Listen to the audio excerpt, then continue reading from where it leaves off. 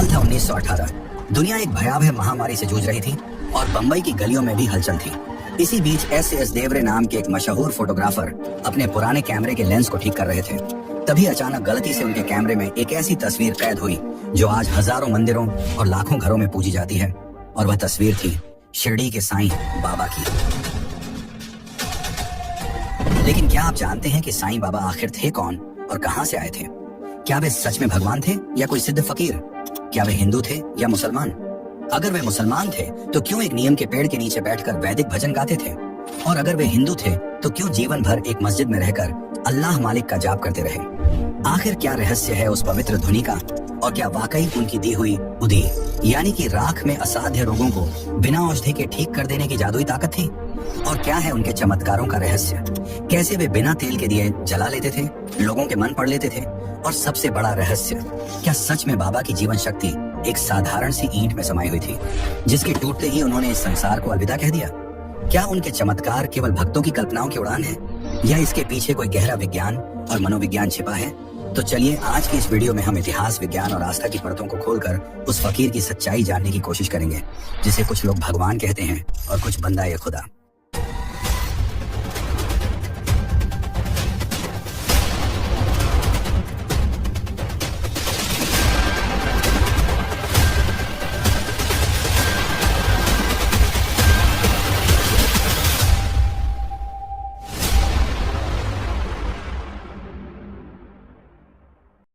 उन्नीसवीं सदी का मध्यकाल महाराष्ट्र के अहमदनगर जिले में बसा था एक छोटा सा, धूल भरा और अनजान सा गांव शिरडी। उस समय शिरडी बहुत ही साधारण सा गांव था, जहां मुश्किल से 450 परिवार ही रहते थे। तभी शिरडी में कुछ ऐसा हुआ जिसने इस गांव की किस्मत हमेशा के लिए बदल दी। श्री गोविंद राव रघुनाथ दाभोलकर, जिन्हें प्यार से हेमाड़ पंथ कहा जाता है, उनके द्वारा रचित प्रामाणिक ग्रंथ श्री साईं सच्चरित्र के अनुसार साल 1854 के आसपास शिरडी में एक पुराने नीम के पेड़ के नीचे पहली बार उस 16 साल के तेजस्वी युवा को देखा गया, जो उस पेड़ के नीचे गहरी ध्यान में मग्न थे। श्री साईं सच्चरित्र में इस घटना का विस्तार से वर्णन मिलता है, जहां बताया गया है कि इस बालक को मौसम के किसी भी रूप की कोई परवाह नहीं थी। वह दिन रात बस उसी नीम के पेड़ के नीचे एक ही मुद्रा में बिना हिले डुले अडिग बैठा रहता था और लगातार ध्यान में लीन रहता था। गांव वाले इस युवा लड़के को इतना कठोर तप करते देखकर पूरी तरह हैरान थे। अप्पा जोगले, काशीनाथ और महालसापति जैसे गांव के कुछ लोगों की जिज्ञासा इस बालक ने खींच ली थी और वे नियमित रूप से उसे देखने आने लगे थे। लेकिन समाज में एक जैसे लोग कहाँ होते हैं? जहाँ कुछ लोग उस बालक को फकीर संत मानकर सम्मान दे रहे थे, तो वहीं कुछ लोगों ने उन्हें पागल करार कर दिया। साथ ही उन्होंने उस पर पत्थर तक फेंके। हालांकि उस बालक को इस बात से ज्यादा फर्क नहीं पड़ा, परंतु कुछ दिनों बाद वह बालक अचानक गायब हो गया और फिर कभी दिखाई नहीं दिया। अब सवाल आता है कि आखिर वह बालक था कौन, कहाँ से आया था, वह उसी नीम पेड़ के नीचे क्यों बैठा और अचानक वह कहाँ चला गया? इन सवालों ने शिरडी वालों को चौंका के रख दिया। लेकिन असली कहानी तो यहीं से शुरू होती है, जिसने आगे चलकर एक बहुत बड़े चमत्कार की नींव रखी। लगभग 3 साल का लंबा समय बीत चुका था। फिर साल 1858 के आसपास धूपेड़ा गांव के मुस्लिम जागीरदार चांद पाशा पाटिल की साली के निकाह की एक बारात बैलगाड़ियों में शिरडी पहुंची। इसी बारात के साथ वह रहस्यमयी युवा वापस लौट आया। अब सवाल यह आता है, शिरडी ही क्यों? आखिर ऐसा क्या खास था उस भूले बिसरे गांव में? वैसे यह वापसी किसी साधारण युवा की नहीं, बल्कि एक ऐसे संत की थी जिसे आगे चलकर पूरी दुनिया पूजने वाली थी। जब यह युवा फकीर शिरडी पहुंचा तो वे सीधे खंडोबा मंदिर गए। वहां के पुजारी महालसापति, जो पेशे से सुनार थे, जब उन्होंने उस युवा को अंदर आते देखा तो उन्होंने कहा, या साईं, यानी कि आओ साईं। और बस यहीं से उन्हें हमेशा के लिए साईं बाबा पुकारा जाने लगा। इस साईं शब्द का मतलब बहुत ही गहरा और रहस्यमयी है। इतिहासकारों के अनुसार साईं एक फारसी शब्द है जिसका अर्थ सूफी संत या गरीब होता है। लेकिन संस्कृत और वैदिक परंपरा में साईं का अर्थ साक्षात ईश्वर या दैवीय तत्व से जोड़ा जाता है। वहीं बाबा शब्द एक पिता या पूजनीय व्यक्ति को दर्शाता है। एक ही नाम में हिंदू और मुस्लिम दोनों संस्कृतियों का ऐसा अद्भुत संगम इतिहास में शायद ही कहीं और देखने को मिलता है। नाम तो मिल गया था, लेकिन अब भी सबसे बड़ा सवाल यही था कि आखिर ये साईं बाबा थे कौन, उनकी असली पहचान क्या थी? एक प्रमुख ऐतिहासिक मान्यता और शशिकांत शांताराम गडकरी द्वारा रचित पुस्तक सदगुरु साईं दर्शन के अनुसार बाबा का जन्म महाराष्ट्र के परभणी जिले के पाथरी गांव में हुआ था। दावा किया जाता है कि वे कश्यप गोत्र के एक यजुर्वेदी ब्राह्मण परिवार में जन्मे थे, जिनके पिता का नाम गंगा भाऊ या भगवंत राव था। वहीं उनकी माता का नाम देवकी गिरी या अनुसुईया अम्मा बताया जाता है। वहीं दूसरी ओर एक और बहुत ही मजबूत ऐतिहासिक थ्योरी ये कहती है कि वे मूल रूप से मुस्लिम थे या उनका लालन पालन एक मुस्लिम सूफी फकीर ने किया था। कहा जाता है कि बचपन में अनाथ होने के बाद वे अजमेर पहुंचे, जहां वे महान सूफी संत हजरत रोशन शाह के संपर्क में आए। रोशन शाह के शिष्य के रूप में उन्होंने महज 12 से 13 वर्ष की उम्र में ही कुरान शरीफ कंठस्थ कर लिया था और इस्लामी शरीयत, हदीस और सूफी दर्शन का गहरा अध्ययन किया था। एंटोनियो रिकपोलोस जैसे लेखकों की रिसर्च और श्री साईं गुरु चरित्र जैसे ग्रंथों में भी उनके बचपन और उत्पत्ति को लेकर कई अलग अलग और चौंकाने वाले दावे मिलते हैं। क्या वे जन्म से ब्राह्मण थे जिन्हें सूफी गुरु मिले, या वे मूल रूप से एक मुस्लिम फकीर थे जो बाद में नाथ संप्रदाय और वेदांत से गहरे प्रभावित हुए। वैसे मित्रों, हम आगे इस वीडियो में ऐतिहासिक प्रमाणों के साथ जानेंगे कि साईं बाबा हिंदू थे या मुस्लिम, लेकिन उससे पहले हम उनके जीवन और शिरडी के चमत्कारिक दिनचर्याओं के बारे में थोड़ा जान लेते हैं। और अगर आपको वीडियो अच्छी लग रही है तो इसे एक लाइक जरूर करें और कमेंट में लिखें जय साईं राम।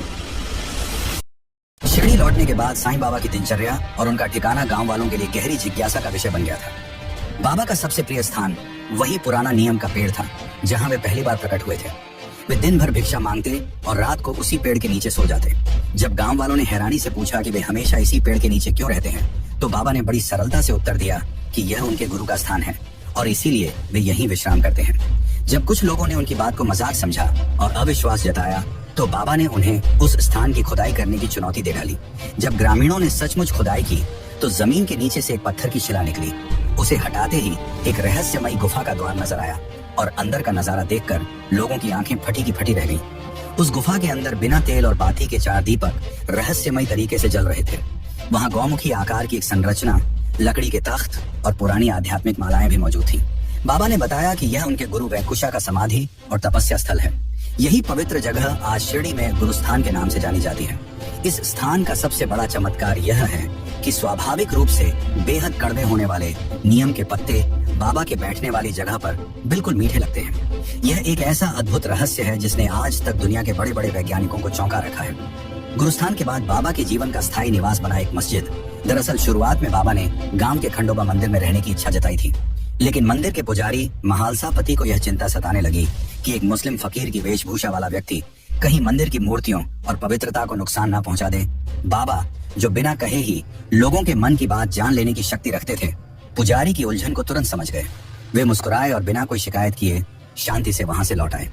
इसके बाद उनकी नजर शिरडी की एक बेहद पुरानी, वीरान और खस्ताहाल मस्जिद पर पड़ी। यह मस्जिद कभी एक हिंदू ने मुसलमानों की इबादत के लिए बनवाई थी, लेकिन समय के साथ वह उजड़ गई थी और वहां लंबे समय से कोई नमाज भी नहीं पढ़ी गई थी। जहां आम लोगों को सिर्फ ईंट पत्थर का एक खंडहर दिखता है, वहीं साईं बाबा ने एक अद्भुत आध्यात्मिक केंद्र की नींव रख दी। बाबा ने उस वीरान मस्जिद की साफ सफाई की और उसे हमेशा के लिए अपना घर बना लिया। और उस मुस्लिम इबादत गाह को बाबा ने एक हिंदू नाम दिया, द्वारकामयी। भगवान श्री कृष्ण की पवित्र नगरी द्वारिका के नाम पर एक मस्जिद का नामकरण करना कोई साधारण घटना नहीं थी। द्वारकामयी में बसने के बाद साईं बाबा का दैनिक जीवन एक ऐसा गहरा रहस्य बन गया था जिसे समझना किसी आम इंसान के बस की बात नहीं थी। तो चलिए अब जानते हैं उनके रहस्यमयी दिनचर्या के बारे में, जो आपको चौंका कर रख देगा। साईं बाबा एक ऐसे फकीर थे जिनके पास कोई भौतिक संपत्ति नहीं थी, फिर भी उनके भीतर एक राजा जैसी बेपरवाही थी। उनका दिन भिक्षा मांगने से शुरू होता था। बाबा शिरडी के कुछ गिने चुने घरों, जिनमें सखाराम पाटिल और वामनराव गढ़कर के घर शामिल थे, के सामने जाकर भिक्षा मांगते थे। उनके कंधे पर एक झोली होती थी जिसमें वे चावल और दाल जमा करते थे, और हाथ में एक टिन का बर्तन होता था जिसमें दूध, छाछ और दही जैसी तरल चीजें लिया करते थे।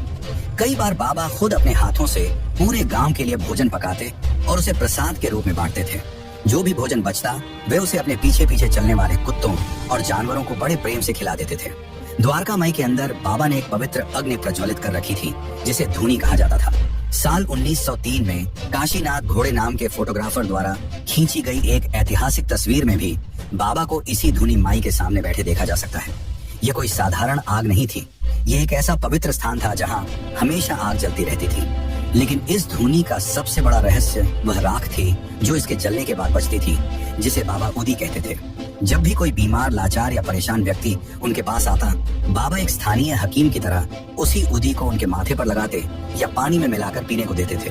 विज्ञान आज भी हैरान है कि आखिर उस साधारण सी लकड़ी की राख में ऐसा क्या था जो गंभीर बीमारियों को भी ठीक कर देता था।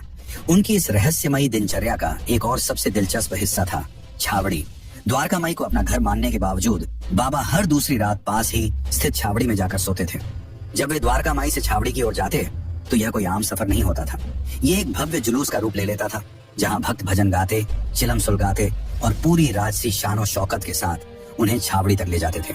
एक फकीर जो फटे पुराने और ढीले ढाले कपड़े पहनता था, उसका यह शाही अंदाज सबको हैरान कर देता था। उनका भिक्षा मांगना, धूनी रमाना, उदी बांटना और छावड़ी जाना, यह सब किसी रहस्य से कम नहीं था। लेकिन जिस रहस्य ने लोगों को हैरान कर रखा है वह यह है कि साईं बाबा हिंदू थे या मुस्लिम। तो चलिए अब ऐतिहासिक दावों और प्रमाणों से जानते हैं कि आखिर साईं बाबा थे कौन। लेकिन उससे पहले अगर आपको ये डॉक्यूमेंट्री पसंद आ रही है तो इसे लाइक करना बिल्कुल ना भूलें। ये आपके लिए तो फ्री है, पर इससे हमारी काफी मदद हो जाती है। साईं बाबा का जीवन शिरडी में जैसे जैसे आगे बढ़ रहा था, वैसे वैसे लोगों के मन में उठने वाला सबसे बड़ा सवाल था कि आखिर ये बाबा हैं कौन? क्या वे कोई सूफी फकीर हैं, कोई चमत्कारी हिंदू संत हैं, या फिर स्वयं ईश्वर के अवतार?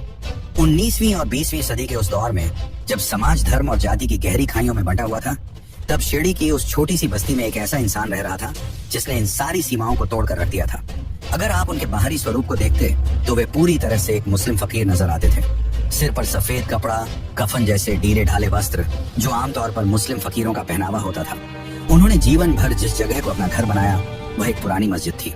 साईं सच्चरित्र के कुछ अध्यायों में यह भी उल्लेख मिलता है कि बाबा अक्सर अल्लाह मालिक का उच्चारण किया करते थे। इतना ही नहीं, वे कई बार भोजन शुरू करने से पहले मस्जिद से बर्तन मंगवाते और मौलवी को बुलाकर फातिहा यानी कि मुस्लिम प्रार्थना पढ़वाते थे, और उन्हें कव्वाली सुनना भी बहुत पसंद था। इन सब बातों को देखकर कोई भी यही कहता कि बाबा पूर्ण रूप से एक सूफी फकीर थे। लेकिन कहानी में सबसे बड़ा रहस्य और रोमांच तब जुड़ता है जब हम उनके जीवन के दूसरे पहलू की ओर देखते हैं। जो व्यक्ति मस्जिद में रहता हो और फातिहा पढ़वाता हो, उसी व्यक्ति के कान छिदे हुए थे, जो कि हिंदू धर्म के नाथ पंथ के साधुओं की एक बहुत ही खास पहचान होती है। बाबा ने अपनी मस्जिद में 24 घंटे एक पवित्र अग्नि जलाकर रखी थी, जिसे धूनी कहा जाता था, और यह धूनी रमाने की परंपरा खास तौर पर शैव और नाथपंथी संतों में पाई जाती है। सिर्फ इतना ही नहीं, बाबा अक्सर अपने माथे पर हिंदुओं की तरह चंदन और कुमकुम का तिलक लगाते थे। वे मस्जिद के अंदर बैठकर भगवान विट्ठल और श्री कृष्ण के भजन कीर्तन का आयोजन करवाते थे। उन्होंने राम नवमी जैसे प्रमुख हिंदू त्योहारों को उसी उत्साह के साथ मनाया जिस तरह वे ईद और मुहर्रम मनाते थे। ये एक ऐसा विरोधाभास था जिसने उस समय के कट्टरपंथी लोगों को पूरी तरह उलझा कर रख दिया था। हिंदू सोचते थे कि अगर यह मुसलमान है तो हम इसके आगे सिर क्यों झुकाएं, और मुसलमान सोचते थे कि अगर यह हिंदू रीति रिवाज मानता है तो हम इसे अपना कैसे माने। लेकिन सच तो यह था कि साईं बाबा इन दोनों धर्मों की सीमाओं से बहुत ऊपर उठ चुके थे। उन्होंने कभी भी किसी का धर्म बदलने की कोशिश नहीं की, बल्कि धर्म परिवर्तन का कड़ा विरोध किया। उनका मानना था कि धर्म बदलने से आत्मा की शुद्धि नहीं होती, बल्कि सच्चा धर्म वह है जो भीतर से उठता है। उन्होंने दुनिया को वह सबसे शक्तिशाली और अटल महामंत्र दिया जो आज करोड़ों लोगों की जुबान पर है, सबका मालिक एक। उन्होंने अपने भक्तों को किसी जटिल पूजा पाठ या कर्म कांड में नहीं उलझाया, बल्कि जीवन जीने के 3 सबसे मजबूत स्तंभ दिए: निष्ठा, श्रद्धा और सबूरी यानी कि धैर्य। बाबा ने सिखाया कि चाहे आप मंदिर में हाथ जोड़ें या मस्जिद में सजदा करें, अगर आपके दिल में इंसानियत के लिए दया और ईश्वर के प्रति श्रद्धा और सबूरी नहीं है तो आपकी सारी इबादत अधूरी है। इसी अलौकिक सोच ने एक साधारण से दिखने वाले फकीर को दुनिया की नजरों में एक यूनिवर्सल संत और भगवान का अवतार बना दिया। लेकिन उनकी कहानी यहाँ समाप्त नहीं होती। उनके चमत्कारों की असली कहानी तो अब शुरू होती है कि कैसे वे पानी से दीपक जला देते थे, मन पढ़ लेते थे, लाइलाज बीमारियों को ठीक कर देते थे। तो आखिर वे ये सब करते कैसे थे? तो चलिए अब जानते हैं साईं बाबा के चमत्कारों के बारे में। शिरडी की उस छोटी सी द्वारकामाई मस्जिद में चमत्कार कोई कभी कभार होने वाली घटना नहीं थी, बल्कि वह लगभग रोज का ही सिलसिला बन चुका था। शुरुआत में गांव के कई लोग बाबा को एक पागल भिखारी समझते थे। बाबा हर शाम द्वारकामाई में दिए जलाने के लिए गांव के दुकानदारों से तेल मांगने जाया करते थे। एक दिन कुछ दुकानदारों ने उन्हें अपमानित करते हुए तेल देने से साफ मना कर दिया। बाबा शांत भाव से खाली बर्तन लेकर वापस लौट आए, जिसके बाद बाबा ने तेल के बजाय दियों में पानी डाला और वह दिए और भी ऊर्जा से जल पड़े। यह वह पल था जब शिरडी के लोगों को पहली बार एहसास हुआ कि नीम के पेड़ के नीचे बैठने वाला यह फकीर असल में कौन है। बाबा की शक्तियां सिर्फ द्वारकामाई या शिरडी की सीमाओं तक ही सीमित नहीं थी। उनके बाय लोकेशन यानी एक ही समय में 2 जगहों पर मौजूद होने के बारे में भी बताया जाता है। इतिहास में ऐसे कई दर्ज मामले हैं जब बाबा शिरडी से कोसों दूर बैठे अपने किसी संकटग्रस्त भक्त के सामने अचानक प्रकट हो जाते थे। वे उन्हें आने वाले किसी बड़े खतरे से आगाह करते और सही समय पर बचा लेते थे। इससे भी ज्यादा रहस्यमयी थी उनकी माइंड रीडिंग, यानी मन पढ़ लेने की क्षमता। कोई भक्त शिरडी क्यों आ रहा है, उसके मन में क्या सवाल या परेशानी है, ये बाबा को उसके द्वारकामाई में कदम रखने से बहुत पहले ही पता चल जाता था। वे अपने पास बैठे लोगों को ठीक ठीक बता देते थे कि कौन आ रहा है और किस मकसद से आ रहा है। कई बार तो वे उन लोगों के सपनों में जाकर उन्हें शिरडी बुलाते थे जिन्होंने असल जिंदगी में कभी साईं बाबा का नाम तक नहीं सुना था। लेकिन बाबा का सबसे बड़ा चमत्कार था उनका हीलिंग का तरीका। वे बिना किसी जड़ी बूटी या औषधि के लोगों के असाध्य रोगों को चुटकियों में ठीक कर देते थे। इसका एक बेहद चौंकाने वाला प्रमाण तब मिला जब दूर बैठे एक भक्त का हाथ खोलते हुए तेल में जल गया और उसी ठीक समय पर शिरडी में बैठे बाबा के हाथ पर जलने के भयानक घाव उभर आए और वे उस दर्द से तड़पने लगे। इस प्रक्रिया में वह भक्त चमत्कारिक रूप से पूरी तरह ठीक हो गया। साथ ही वे सूखी कोख को संतान का सुख दे देते थे और गिरती हुई छत को अपनी एक तेज आवाज से हवा में रोक देते थे। लेकिन अब सवाल यह आता है कि आखिर इन बातों में कितनी सच्चाई है। जब कहानियां चमत्कारों की हदें पार करने लगती हैं, तो आधुनिक युग का तर्कशील दिमाग अक्सर सबूत मांगने लगता है। क्या पानी से दिए जलना या मन की बात पढ़ लेना महज भक्तों की अंधभक्ति और कल्पनाओं की उड़ान है, या फिर इन चमत्कारों के पीछे कोई ऐसा ठोस इतिहास है जिसे झुठलाया नहीं जा सकता? तो चलिए अब साईं बाबा के जीवन के कुछ पुख्ता प्रमाणों के बारे में जानते हैं जिसने इतिहासकारों को तक हिलाकर रख दिया है। बाबा के जीवन की सबसे प्रामाणिक जानकारी हमें श्री साईं सच्चरित्र से मिलती है, जिसे श्री गोविंद राव रघुनाथ दाभोलकर ने लिखा था। यह कोई सुनी सुनाई बातों का संकलन नहीं था। दाभोलकर जी ने इस महान ग्रंथ को लिखने की शुरुआत साल 1910 में ही कर दी थी, जब बाबा जीवित थे और उनके सामने द्वारकामाई में बैठे होते थे। मूल रूप से मराठी भाषा में रचित और 53 अध्यायों में बंटे इस ऐतिहासिक ग्रंथ का लेखन कार्य बाबा के महासमाधि लेने यानी 1918 तक चलता रहा। यही वह ऑनऑफिशियल रिकॉर्ड है जो बाबा के चमत्कारों, उनकी दिनचर्या और उनकी शिक्षाओं को एक ऐतिहासिक सत्य के रूप में दुनिया के सामने मजबूती से रखता है। लिखित दस्तावेजों से भी बड़ा सबूत होता है, आंखों देखा प्रमाण, और सौभाग्य से साईं बाबा के अस्तित्व को साबित करने के लिए उस दौर की कुछ बेहद दुर्लभ तस्वीरें आज भी सुरक्षित हैं। ये वो ऐतिहासिक तस्वीरें हैं जो साल 1900 से 1918 के बीच खींची गई थी, जब कैमरे का चलन भारत में बहुत नया था। इन्हीं तस्वीरों के जरिए हम बाबा का प्रामाणिक इतिहास अपनी आंखों से देख पाते हैं। इनमें से एक बेहद मशहूर तस्वीर साल 1903 की है, जिसे पुणे के फोटोग्राफर काशीनाथ घोड़े ने खींचा था। इस तस्वीर में बाबा अपनी पवित्र धुनी माई के ठीक सामने बैठे नजर आ रहे हैं। एक और ऐतिहासिक तस्वीर साल 1906 की है, जिसे भी काशीनाथ घोड़े ने ही कैमरे में कैद किया था। इसमें बाबा द्वारका माई की दीवार से टेक लगाए खड़े हैं और उनके साथ उनके दो प्रमुख भक्त, दाईं ओर नाना साहेब निमोनकर और बाईं ओर गोपाल राव मुकुंदराव बुटी खड़े हैं। यह तस्वीर तब ली गई थी जब बाबा लैंडी बाग की ओर जा रहे थे। इसके अलावा 1915 में द्वारका माई की सीढ़ियों पर खींची गई एक और तस्वीर है, जिसमें बाबा अपने सबसे वफादार और करीबी अनुयायियों अब्दुल, तात्या कोटे पाटिल और नानावली के साथ दिखाई देते हैं। शिरडी में साईं बाबा का जीवन सिर्फ एक फकीर की कहानी नहीं थी, बल्कि यह एक ऐसी अलौकिक यात्रा थी जिसका एक न एक दिन भौतिक अंत होना ही था।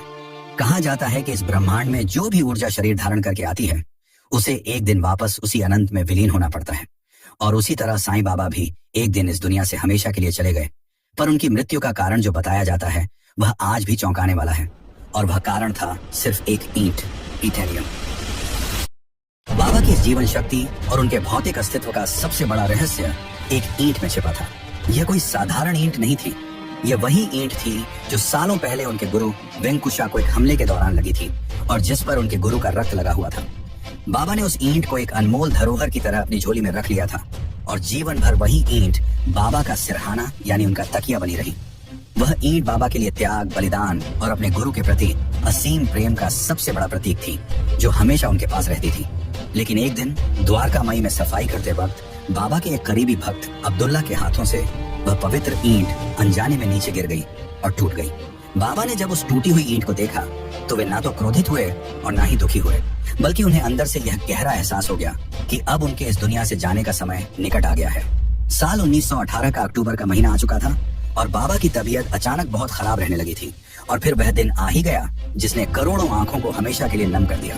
15 अक्टूबर 1918 का वह ऐतिहासिक दिन, जब पूरे भारत में दशहरा का पावन पर्व मनाया जा रहा था। द्वारका माई की उन्हीं दीवारों के बीच जहां बैठकर उन्होंने दुनिया को इंसानियत का सबसे बड़ा पाठ पढ़ाया था, साईं बाबा ने अपनी अंतिम सांस ली और महासमाधि में लीन हो गए। उनके देह त्यागते ही शिरडी और उनके करोड़ों भक्तों के जीवन में मानो एक गहरा अंधकार और निराशा छा गई।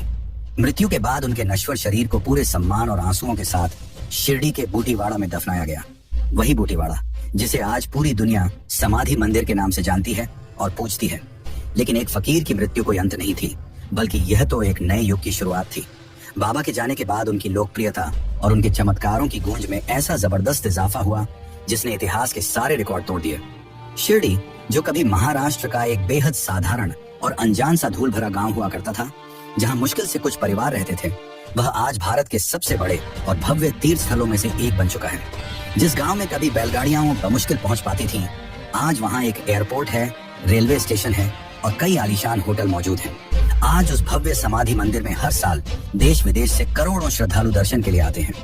यह कोई मामूली चमत्कार नहीं है कि चढ़ावे के मामले में शिरडी आज भारत के सबसे अमीर धार्मिक स्थलों में तिरुपति बालाजी और पद्मनाभ स्वामी मंदिर के ठीक बाद तीसरे नंबर पर आता है। जो फकीर जीवन भर दूसरों से भिक्षा मांगकर अपना पेट भरता रहा, आज उसी के दर पर दुनिया के सबसे अमीर लोग अपनी झोली फैलाए खड़े रहते हैं। यह शिरडी का वह अद्भुत ट्रांसफॉर्मेशन है जो साबित करता है कि साईं बाबा आज भी अपने भक्तों के दिलों में और उस समाधि मंदिर के कण कण में जीवित है। और अगर आपको यह वीडियो अच्छी लगी हो तो इसे अपने मित्रों और रिश्तेदारों को भी जरूर शेयर करें, ताकि वे भी शिरडी के साईं बाबा की असली कहानी और रहस्य को जान सके। बाकी इस वीडियो को अंत तक देखने के लिए आपका धन्यवाद।